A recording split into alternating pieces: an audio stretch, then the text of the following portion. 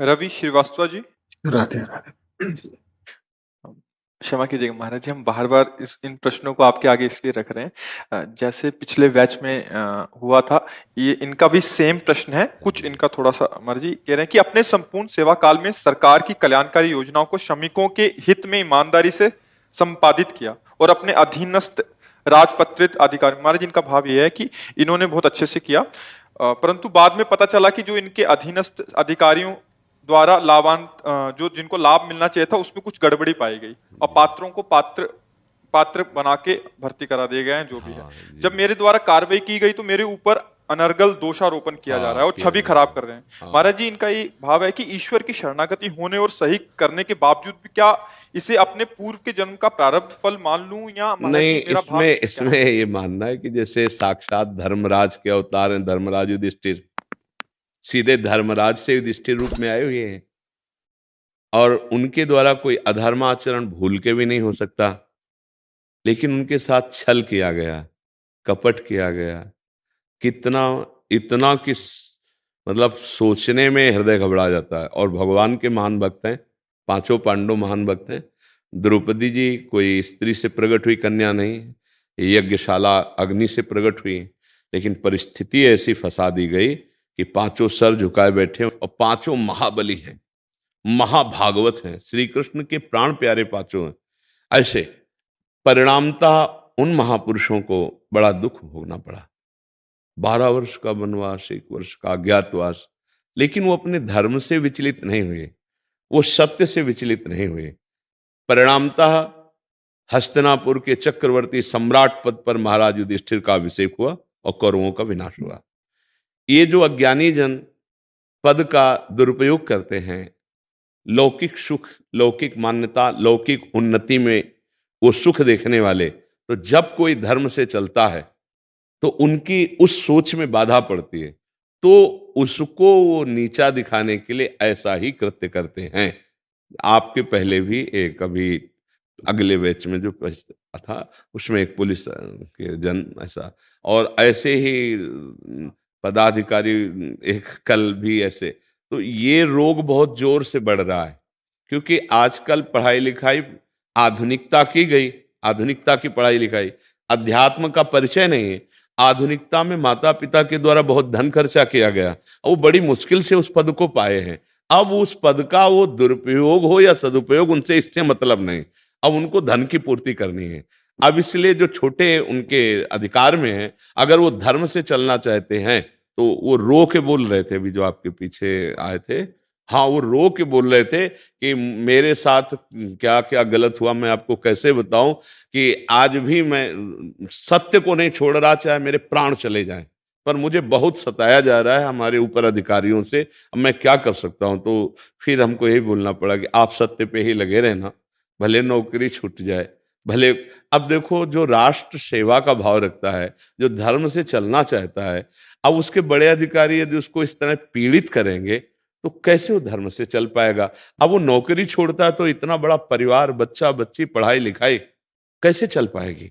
अब वो अगर नौकरी करना चाहता है तो उसे अधर्म की प्रेरणा होती है, तो वो थोड़ा अगर भी धर्म का ज्ञान रखता है तो वो जानता है कि मेरे द्वारा अधर्म, अब कैसे, अब वो धर्म से चलेगा, उसके ऊपर अधर्म आरोपित कर दिया जाए और उसकी छवि खराब की जाए, उसके सम्मान में बाधा पहुंचाई जाए, तो अब वो बड़ा विचित्र खेल पर दंड मिलता है। जैसे ऐसे सत्यवानों को बाधा पहुंचाई जाए, तो थोड़े दिन के लिए फूले थे दुर्योधन वगैरह, उनकी दशा देख कर कि वो वन में किस कोट से कष्ट, और वो राज वैभव का भोगानंद करते हुए बड़े अभिमान में फूले थे कि मैं बहुत, काट के फेंक दिए गए। भगवान कह रहे मार इनको, मार।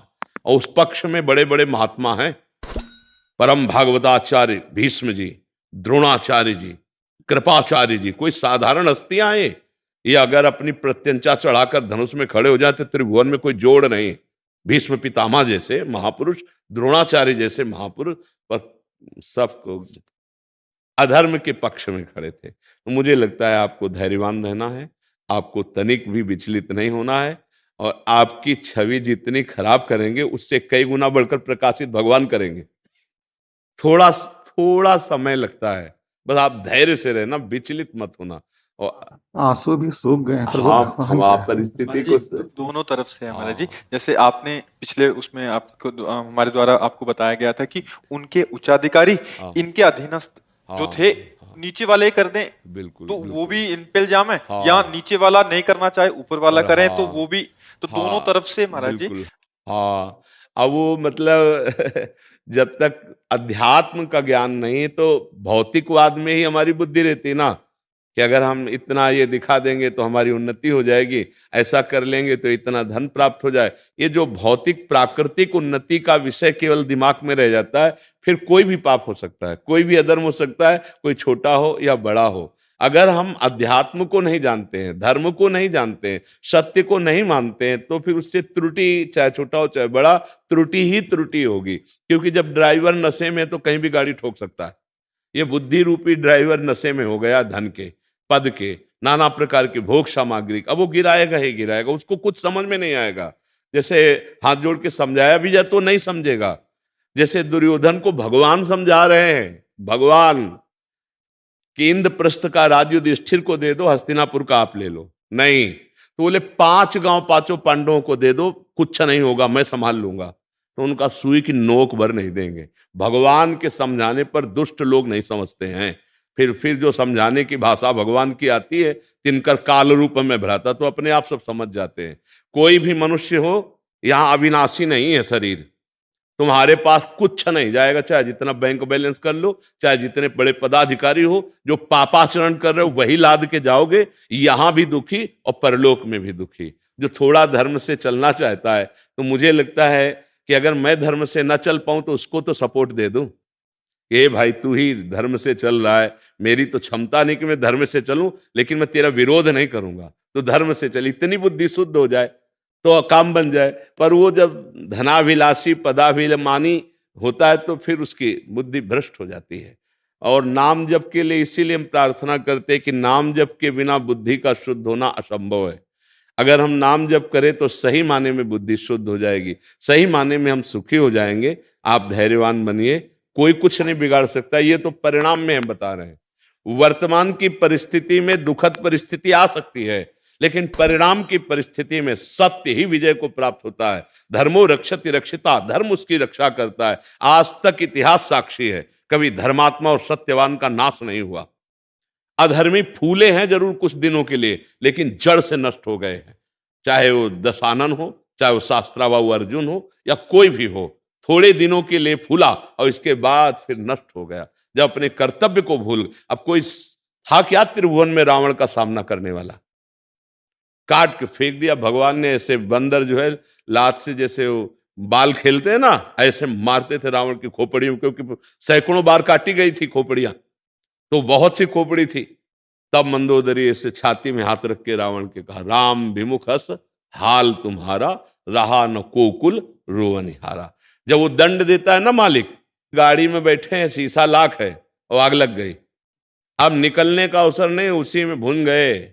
उसी में बहुत वो विनाशकारी भी है, पालनकारी भी है और सृजनकारी भी। वही एक शक्ति है जो सृजन भी करती है, पालन भी करती है और संहार भी करती है। तो ये डरते रहना चाहिए कि यदि अधर्म करोगे तो तुम सुख सुविधाएं जमा कर लो, वही सुख सुविधाएं तुम्हारे नाश का कारण बन जाएंगी, पक्का। अंतिम फाइनल में देखना, ये जो बहुत अधर्माचरण करके पुत्रों के लिए धन जमा करते हैं ना, तो बुढ़ापे में पुत्र थप्पड़ मार के घर से बाहर निकाल देते हैं। तो इसीलिए कहते हैं कि ये तो बाहरी अभी ब्याज है, अभी मूल मिलेगा। मानव जीवन परमानंद के लिए, सत्य के लिए, धर्म के लिए मिला है। कोई तुम पशु थोड़ी हो कि केवल निद्रा भय आहार मैथुन इसमें जीवन काट दो। इसका भी दंड मिलेगा। आप चाहे जितना ठीक चले, यदि आपने भगवान का भजन नहीं किया तो दंड मिलेगा आपको। जैसे आपको अमेरिका भेजा गया, हमारी भारत सरकार ने वहां बंगला की व्यवस्था कर दी, सब व्यवस्था कर दी, गाड़ी व्यवस्था, और अपना सरकारी काम दिया, भारतीय सरकारी काम दिया। अब आपने बच्चे को पढ़ाया, बच्चे पैदा किए, खूब मौज मस्ती से रहे, 20 साल बाद वापस आए। अब आपको मांगा क्या कि जो सरकार, बोले नहीं जी हमने तो अपने बेटे को पढ़ाया, बेटी को पढ़ाया, दोनों का ब्याह किया। ये नहीं, सरकारी काम जो भारत का के कार्य से गए थे आपने, वो कुछ नहीं, तो उसको दंड मिलेगा। दंड मिलेगा ना। ऐसे ही हम गर्भ में वादा करके भगवान से आए कि इस बार मैं भजन करके जीवन मुक्त हो जाऊंगा। मानव देह भजन करने के लिए मिला है।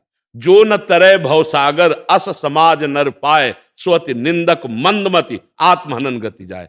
तो ये विचार अध्यात्म के सत्य के, अब जब सत्संग ही नहीं सुना जा रहा, धर्म से ही नहीं चला जा रहा, तो बुद्धि मंद होती चली जा रही है। बस उसका लक्ष्य धन बन गया, उसका लक्ष्य और हमारा पद बड़ा हो जाए और हम धनी हो जाए, और हम ऐसे फिर कैसे सुधार हो सकता है। आज जो अध्यात्म का स्वरूप है वो बिगड़ता चला जा रहा है।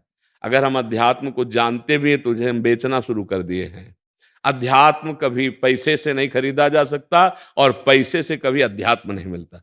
अध्यात्म में पैसा का प्रधानता नहीं होती और पैसे की प्रधानता में अध्यात्म नहीं होता। अध्यात्म कभी बिकता नहीं है, वो स्वयं अपना स्वरूप है।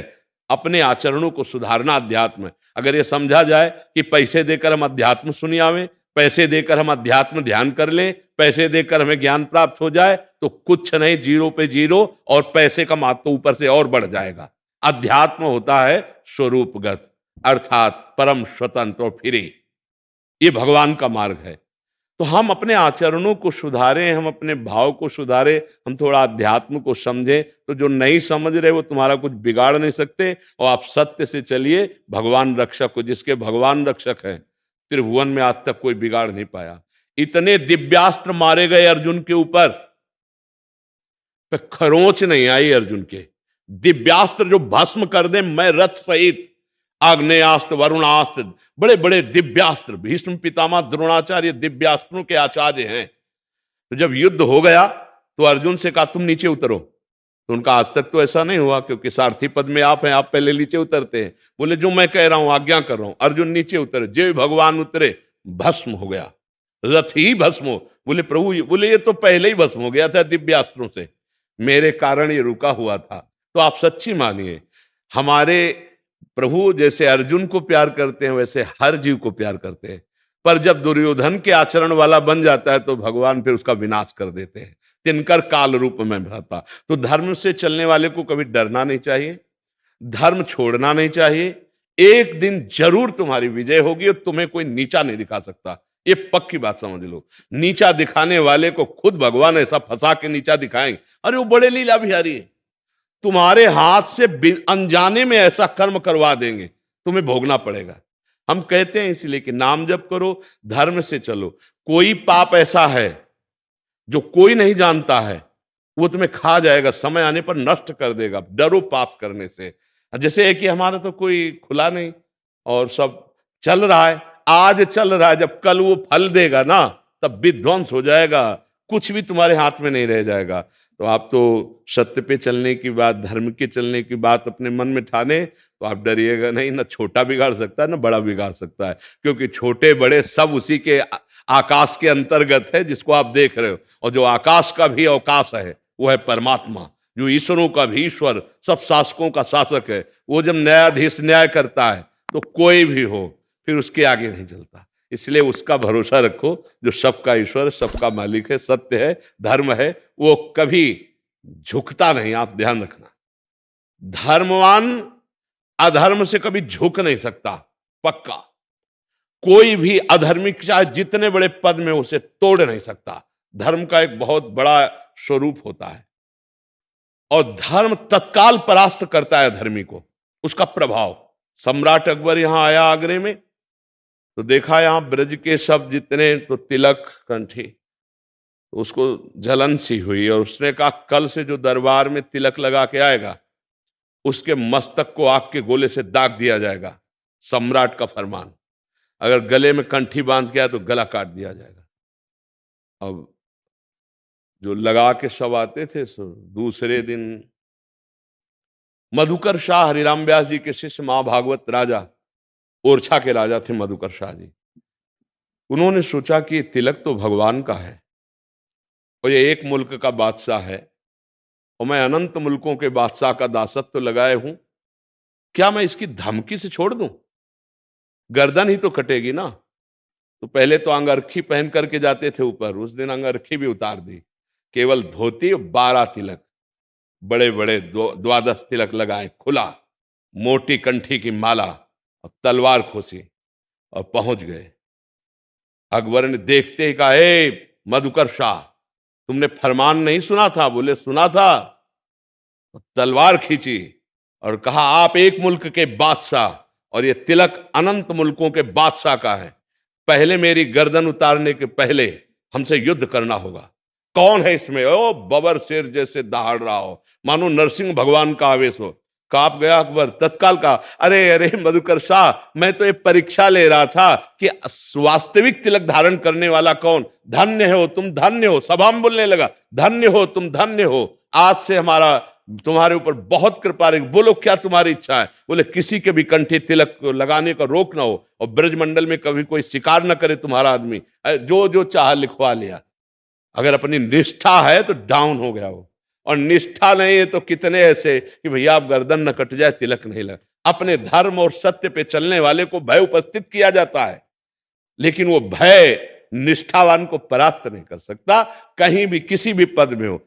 वो अधिकारी जो पीछे थे वो कह रहे थे कि मुझे ऐसी जगह तैनात किया जाता है जहां कष्ट ही कष्ट मिले, ऐसी परिस्थिति डाली जाती है जिसमें मुझे अपमानित किया जाता है, बार बार मुझे सस्पेंड किया जाता है, बार बार मुझे धमकियां मिलती है, पर मैं क्या करूं? सत्य से चलूं तो कर्तव्य छूटता है, कर्तव्य पे चलूं तो सत्य छूटता है। तो अपने लोग उस समय उत्तर देने से रहित हो जाते हैं। क्यों? क्योंकि बड़े से सुधरना शुरू हो तब उनकी संभाल हो। अब बड़े जब नहीं सुधरेंगे तो आदेश करेंगे तो ऐसा करना होता है, पर अगर वो आदेश का पालन न करे तो फिर उसका कर्तव्य नहीं बनता ना। तो फिर हमें लगता है कि हम लोग जो सत्यमेव जयते तो इसको पढ़ते नहीं है क्या? ये बड़े बड़े सरकारी ऊंचे उसमें लगा होता है सत्यमेव, फिर ये क्या केवल लिखने के लिए है क्या?